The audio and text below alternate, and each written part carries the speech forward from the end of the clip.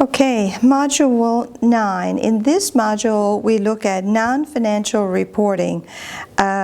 So in addition to the financial statements, when you look at an annual report, there's a lot of narrative and perhaps graphs and charts that is giving you a lot of other information about the organization, whether it be a co-op or an investor-owned business. So when you're looking at annual reports, you need to get the full picture, both the financial and the non-financial, to tell you what's really happening with that organization.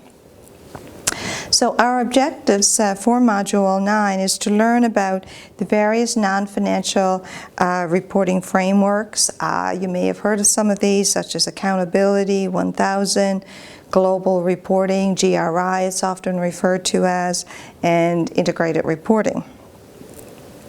It's important to understand the importance of monitoring and measuring performance with respect to the 7 principles of cooperatives, because that is actually what makes cooperatives distinctive from investor-owned businesses. And we want to learn a little bit about the project that we are working on here at St. Mary's University to identify indicators that would reflect the principles. So looking beyond the financial statements, they just tell only part of the story about an organization's performance. And that's true for both co-op and non-co-op business. Increasingly, there's more stakeholder demand for wider information about the impact of an organization. You only have to think about environmental issues and so on, and pollution, and companies using children as labor in other countries. There's a lot of non-financial information that's becoming increasingly important both for co-ops and non-co-ops. So it's important to supplement the financial information with the coherent and reliable non-financial information. And much of the non-financial information will typically reflect key initiatives that the organization is taking in terms of fulfilling what they've set out in their strategic plan. So when you're looking at non-financial reporting, there's different ways of presenting that, so different frameworks. So I'm going to focus on 3 in particular. They're widely used by non-co-op businesses, but they're also used by some of the larger co-ops and credit unions.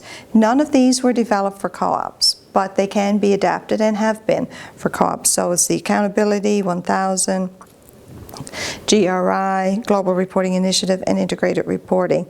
And we've identified quite a number of frameworks. In fact, there's over 80 of them, but we're just looking at these 3 here in this course. So the frameworks for non-financial reporting, the issue is they don't always fully tell the cooperative story, about the specific contributions made by the co-op to society. So all stakeholders, producers, consumers, employees, beneficiaries, management, members, shareholders, etc. of cooperatives want to know more about the impact of the organization that they're interacting with. They want to know more than just the bottom line. How are they impacting the local community? So impact measurement and reporting has become a bit of a catchphrase in the past decade as more and more organizations of all types attempt to better understand the impact of the organization on society. And there's a reading here by our CR Research Fellow, Fiona Dogood, and that's an interesting article for you to read. So looking at the cooperative performance relative to the 7 principles, so when you measure performance on the 7 principles, this is really a unique way to differentiate cooperatives from investor-owned businesses. It's called the cooperative difference. So there is a comprehension of the difference between co-ops and investor-owned companies. But sometimes it's really hard to describe it. They're different, but how do you say it's distinctly that everybody can easily grasp this? So the principles They're expected to be increasingly used as a framework for evaluation to determine the cooperative bottom line and for measuring the promises of cooperatives against their performance. So it's really important to operationalize these principles so that it's something you can use to monitor and measure cooperative performance. So CR's Cooperative Performance Indicators project, we're currently engaged in a project to promote cooperative measurement on the 7 principles. A lot of co-ops are doing really great work, but they don't really do a good job of telling their story in terms of demonstrating how they're different from any other type of business.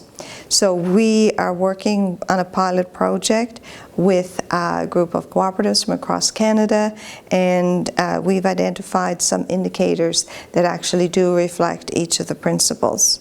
So while there are other frameworks important to introduce, a new reporting framework that's actually unique to cooperatives that would show how they're different from investor-owned businesses. So that concludes Module 9.